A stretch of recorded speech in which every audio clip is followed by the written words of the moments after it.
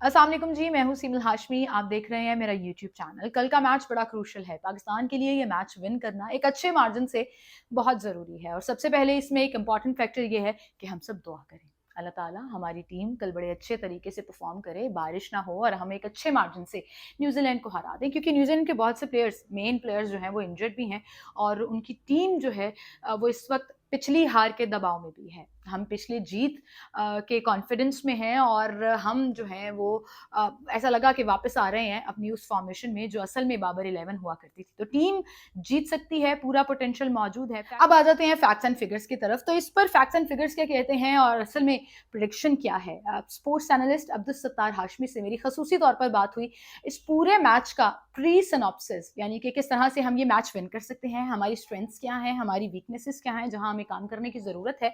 उन्होंने अपना तज्जिया पेश किया है। मैं चाहूँगी कि वो इंटरव्यू आप सुनिए और साथ ही साथ पाकिस्तान के लिए दुआ ज़रूर करें, क्योंकि दुआओं का सहारा हमें हमेशा से रहता है और हमारा ईमान भी है। तो अल्लाह ताला पाकिस्तान पर अपना करम करे और कल का मैच जो है वो बारिश की नज़र ना हो, हम एक अच्छे मार्जिन से जीत जाएँ। अब सुनिए अब्दुल सत्तार हाशमी साहब क्या कहते हैं। अस्सलाम वालेकुम।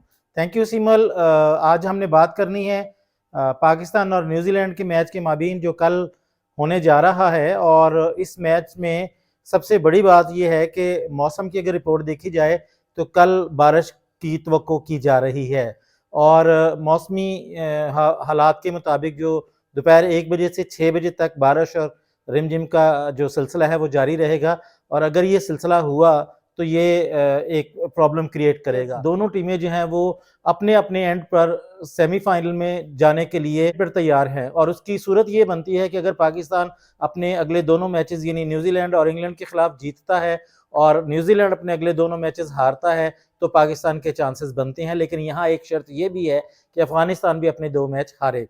तो बारिश की सूरत में पाकिस्तान को 1 पॉइंट मिलेगा तो उसके 7 पॉइंट हो जाएंगे और न्यूजीलैंड को अगर 1 पॉइंट मिलता है तो उसके 9 पॉइंट हो जाएंगे। और दूसरा सिनेरियो इसका ये बनता है कि पाकिस्तान जो है वो इस पोजीशन में है कि वो न्यूजीलैंड को मात दे सकता है।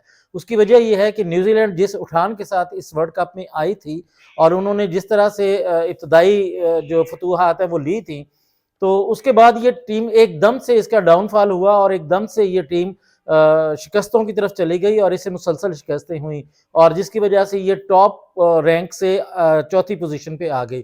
और उसकी एक बड़ी वजह जो है ये है कि न्यूजीलैंड के बहुत सारे खिलाड़ी इंजर्ड हुए, जख्मी हुए और अभी भी उनके लोगी फ्रॉक्सन और उसके अलावा जिमी नेशियम और मैट हेनरी जो कि उनके फास्ट बॉलर हैं और सबसे बड़ी ताकत थे, ये तीनों जख्मी हुए हैं और इन्होंने स्पेशली अपने रिजर्व कोटा है उसमें से जिमी कॉयल सन को बुलाया है। वो फास्ट बॉलर हैं, वो इसको ज्वाइन करेंगे। और उसके मुकाबले में पाकिस्तान टीम जो है वो अपने रिदम में वापस आई है। वो भी मुसलसल शिकस्तों का सामना करके बांग्लादेश से जीती है और बांग्लादेश की जीत के बाद उसका उसका मोमेंटम जो है वो उसने कुछ मोमेंटम पकड़ा है और फ़खर जमान के आने से बैटिंग लाइन जो है वो खासी मजबूत हुई है। तो आज के मैच में जो एक नई बात शामिल होने जा रही है वो ये कि चूंकि शादाब खान इंजर्ड हैं और उनकी जगह आईसीसी से इब्रार अहमद की इजाज़त तलब की गई है कि उन्हें हमें स्क्वाड में शामिल करने की इजाज़त दी जाए। दोनों टीमों का अगर मुकाबला किया जाए तो वर्ल्ड कप में दोनों टीमों ने 9 मैच खेले हैं, जिसमें से पाकिस्तान ने 7 जीते हैं और न्यूजीलैंड ने 2 मैच जीते हैं। और अगर आप ओवरऑल मैचेस की बात करें तो इसमें पाकिस्तान का पलड़ा खासा भारी है। इस वक्त पाकिस्तान पॉइंट्स टेबल पर 6 पॉइंट्स के साथ है और न्यूजीलैंड जो वो 8 पॉइंट के साथ है। और अगर आज पाकिस्तान ये मैच जीत जाता है तो उसके 8 पॉइंट हो जाएंगे और न्यूजीलैंड के 8 ही रहेंगे।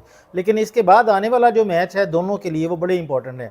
न्यूजीलैंड अगर श्रीलंका से हारती है और पाकिस्तान इंग्लैंड से जीतता है तो उस सूरत में पाकिस्तान के चांसेस ज़्यादा होते हैं। लेकिन इसके साथ जो शर्त है वो ये कि अफगानिस्तान अपने अगले 2 मैच जो है वो हारे।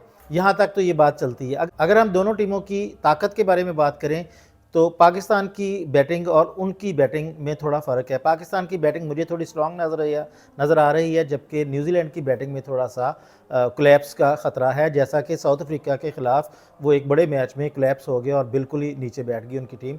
तो ये एक वाज़ेह फ़र्क है। जहाँ तक बॉलिंग का मामला है तो बॉलिंग में पाकिस्तान जो है वो इब्रार अहमद के लिए रिक्वेस्ट कर चुका है और इब्रार अहमद के आने से पाकिस्तान की बॉलिंग कदरे बेहतर हो जाएगी। हमारे पास डेथ ओवर्स के बॉलर बहुत शानदार हैं और ओपनिंग स्पेल में शाहीन अफरीदी बहुत अच्छा स्पेल करते हैं और मिडल में हमें प्रॉब्लम्स होती है स्पिन बॉलर्स की और इब्रार के आने से ये प्रॉब्लम किसी हद तक सॉल्व हो जाएगी।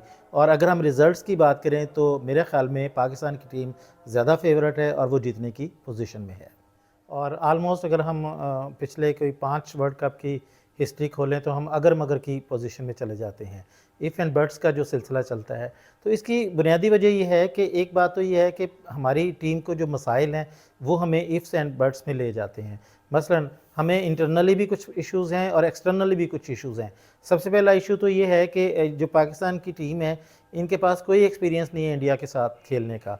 ना वो आईपीएल खेलते हैं, ना वो बायलैटरल कोई सीरीज़ खेलते हैं, ना उनको कभी हिंदुस्तान जाकर खेलने का इत्तेफाक हुआ। जबकि बाकी जो 10 टीमें और उनके जो प्लेइंग 110 खिलाड़ी हैं, उनमें से 70 से 80 के करीब जो खिलाड़ी हैं वो आईपीएल खेलने जाते हैं और आधा साल जो है इन विकेटों पर खेलते रहते हैं। एक वजह तो ये है।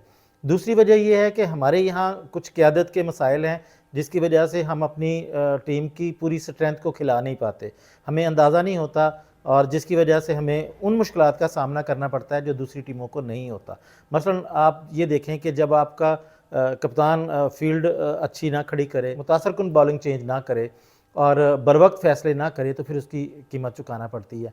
हम जो मैच हारे हैं उसमें से ऑस्ट्रेलिया और अफ़गानिस्तान के जो ख़िलाफ़ मैच है वो हमारे खिलाड़ियों की इनफरादी कोताहियों का नतीजा है। अदरवाइज़ बतौर टीम हम ठीक जा रहे थे, लेकिन खिलाड़ियों ने जो गलतियाँ की हैं इनफरादी तौर पर, उनकी कीमत हमें चुकाना पड़ी है। और अगर हम ये 2 मैच जीते होते तो आज हम इफ़ एंड बट्स में ना। जहाँ तक मैच के हवाले से कप्तान के लिए या टीम के लिए जो टिप है वो ये है कि टॉस बड़ा मैटर करता है। अगर बाबर टॉस जीत जाते हैं तो उन्हें पहले बैटिंग करनी चाहिए, न्यूजीलैंड को चेज़ करवाए।